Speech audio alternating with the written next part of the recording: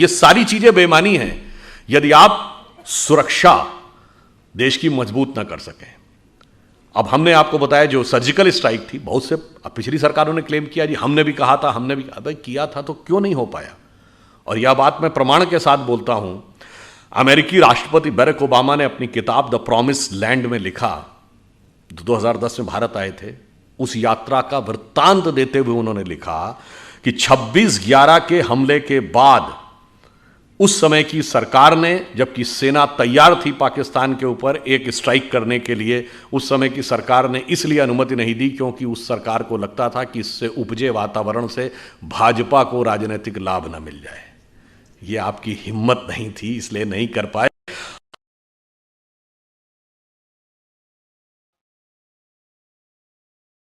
ये मानते हैं कि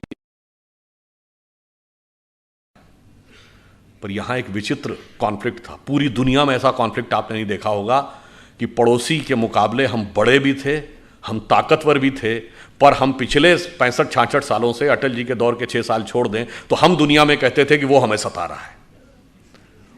1948 का 47 का युद्ध दुनिया का विचित्र युद्ध था।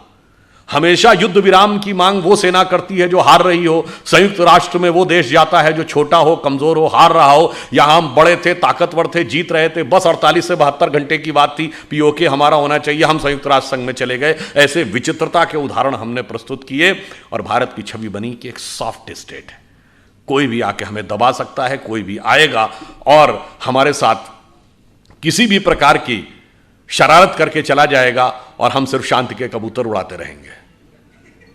परंतु वो भूल गए कि हम जिस परंपरा के में विश्वास करते हैं, भारतीय परंपरा ये कहती है कि हम नाग पंचमी भी मनाते हैं, सांपों को दूध भी पिलाते हैं, तो नाग यज्ञ करने का सामर्थ्य भी रखते हैं जिसमें सारे नाग आकर आहुति देंगे। तो हमने यह प्रेरणा ली कि कश्मीर घाटी को लहू लुहान करने वालों सुनो, एक भी बलिदान हुआ जवान नहीं भूले हैं, और दूध भी पिलाते हैं परंपरा हमारी मित्र, किंतु नाग यज्ञ का विधान नहीं भूले। और आपने देखा कि पहली बार भारत ने इन 8 वर्षों में, अब now the era of India जो सॉफ्ट स्टेट इज ओवर, अब वो दिन चले गए। मतलब जैसे मैं तो लखनऊ का रहने वाला हूं, हमारे यहाँ कहावत होती है, अमा मियाँ वो दिन लद गए जब उस साल लल्लू खा फाकते उड़ाया करते थे।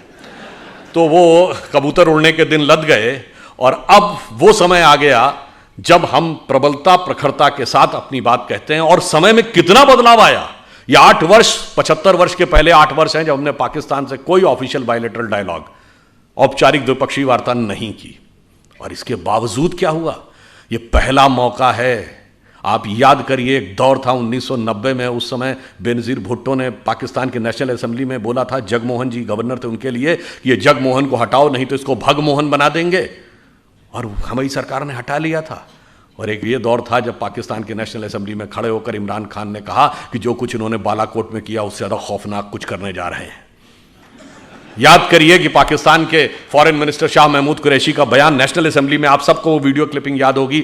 उन्होंने कहा कि साहब हमारे पास आर्मी चीफ आए, उनके पैर कांप रहे थे, उन्होंने कहा खुदा का वास्ता है कि अभिनंदन को वापस कर दीजिए शाम तक, वरना 9 बजे के बाद हिंदुस्तान अटैक कर देगा। ये तो 1971 में कभी नहीं हुआ कि फॉरेन मिनिस्टर और आर्मी चीफ ये कहे कि उसके पैर कांप रहे थे, वो भी पाकिस्तान की नेशनल असेंबली में। उनका दिया बयान है, किसी पत्रकार का बयन नहीं है। यह परिवर्तन आया।